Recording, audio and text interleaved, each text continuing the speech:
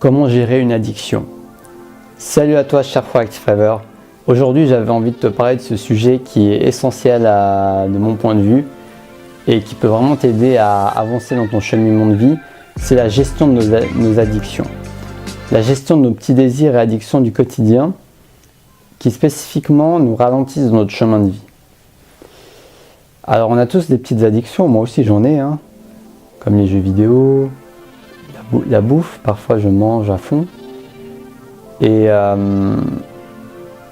je constate que la manière dont je vais gérer l'après-coup, non pas comment je vais faire pour m'abstenir de ces choses, mais comment je vais réagir à ces choses.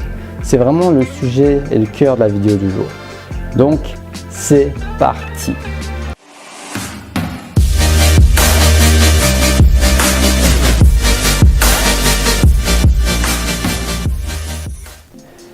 Parce qu'au final, le fait que tu fasses quelque chose ou que tu ne le fasses pas, on ne peut pas à 100% contrôler. Ça, c'est la découverte que j'ai découverte.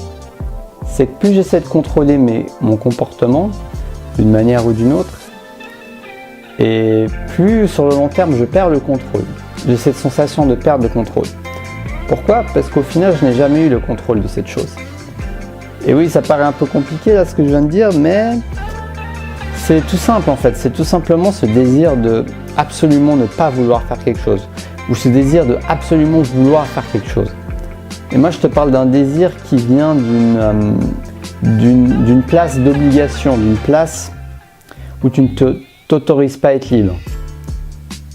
Et également ce sentiment qu'on ressent après avoir fait, quelle qu'elle soit l'addiction en question, c'est ce sentiment de culpabilité. Et ça ne fait pas du bien du tout. La culpabilité, au final, ça amène juste à ajouter des rochers, des poids lourds dans quelque chose qui était déjà assez lourd, comme une addiction. Et on rajoute encore des gros rochers pour que ça soit encore plus lourd à soulever. C'est exactement ce qui se passe quand on culpabilise d'avoir fait quelque chose ou de ne pas avoir fait quelque chose.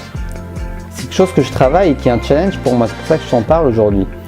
Et rien que cette métaphore, peut-être que ça pourra t'aider en tout cas. Moi ça m'aide bien de me dire que ça ne sert à rien de rajouter du poids dans mon sac à dos. C'est complètement inutile. Pourquoi je rajouterais du poids dans mon sac à dos alors qu'il est déjà assez lourd? J'ai pas envie de rajouter du poids dans mon sac à dos, j'aimerais l'alléger. Et donc m'autoriser à vivre pleinement cette addiction, m'autoriser à ne pas savoir si, à accepter le fait que je ne sais pas si je vais le faire ou pas, faire cette chose que j'essaie d'éviter de faire. Parce que l'esprit humain fonctionne de cette manière, plus on essaie d'éviter quelque chose, plus on veut fuir quelque chose, et plus cette chose nous court après. C'est vraiment ce que j'ai constaté, plus tu vas vouloir rejeter quelque chose.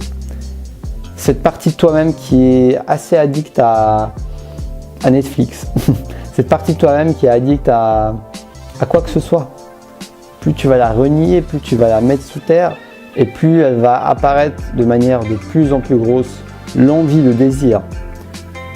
C'est également ce dont parle dans la méditation, les bouddhistes ou la méditation de pleine conscience, c'est le but, c'est pas de renier, de remettre sous terre ton désir, mais c'est d'en prendre conscience, c'est de mettre la conscience dessus.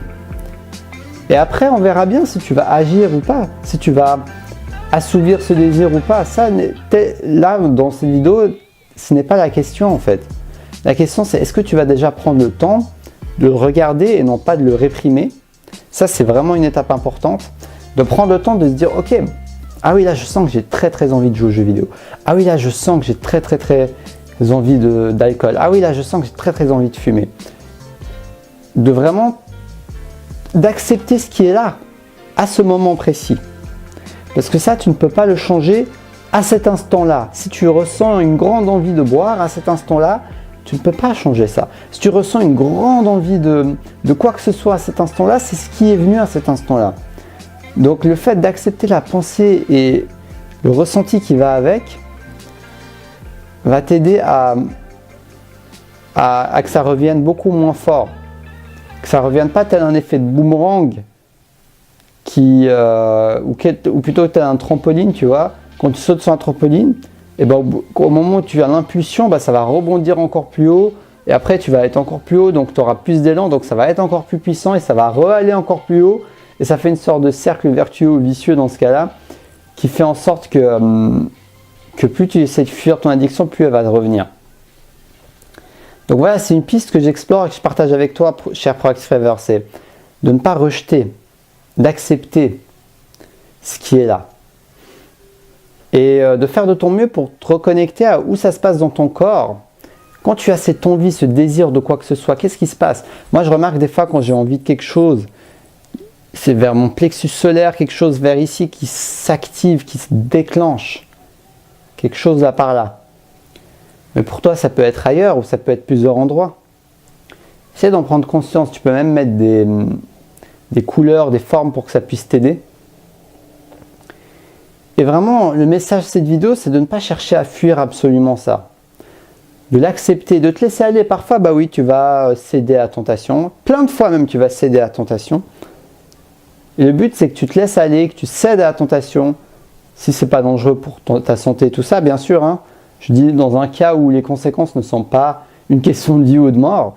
Mais si tu te laisses aller, tu cèdes à la tentation et tu te dis, ok, à force, tu vas te dire, mais en fait, le but, c'est d'arriver au point où tu dis, mais en fait, je ne vois plus l'intérêt de faire ça.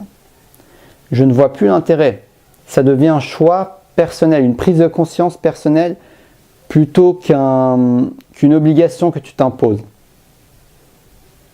Nous fonctionnons comme ça. Nous aimons être libres en tant qu'être humain. Nous aimons agir librement. Nous aimons penser librement. Nous n'aimons pas être forcés par qui que ce soit et encore moins par nous-mêmes.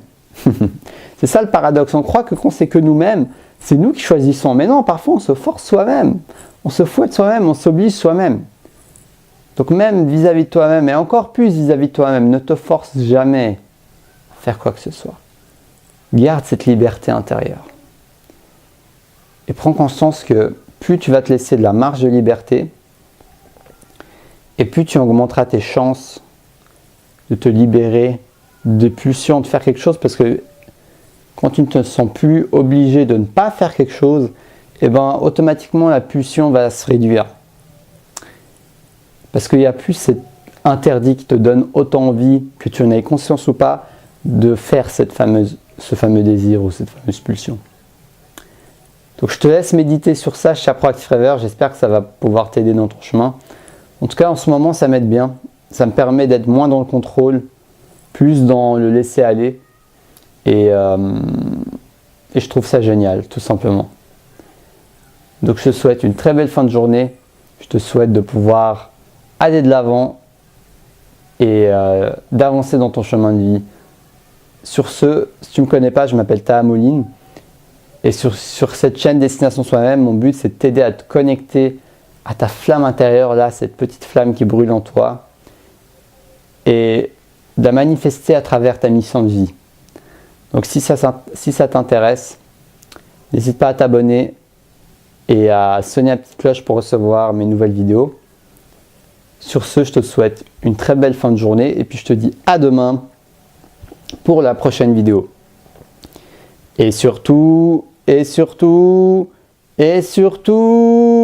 reste connecté à ta flamme intérieure.